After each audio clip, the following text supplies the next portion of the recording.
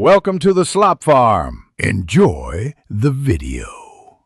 You begin by verifying essential prerequisites. Check the massager, chosen attachment, and battery level so you can proceed safely.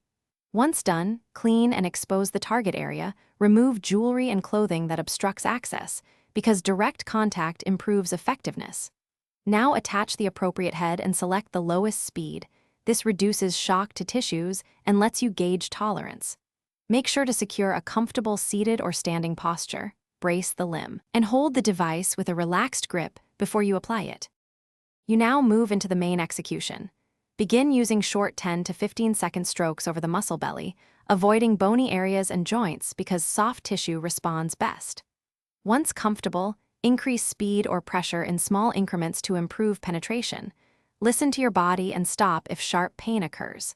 Use a mix of gliding, circular motions, and brief static holds to break up adhesions and warm tissue. Make sure to change angles every 30 to 60 seconds, so you cover fibers in different orientations. You finish the session by tapering down. Perform 1 to 2 minutes of light sweeping strokes to calm the muscle and help circulation. This aids recovery.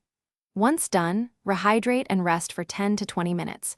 Apply a cold pack if persistent soreness develops because that controls inflammation. If you experience unusual pain, immediately reduce intensity, switch to a softer attachment, or stop. If the issue persists, contact a professional. These steps prevent injury and keep your next session effective and safe. Thanks for watching. Consider subscribing if we helped you today.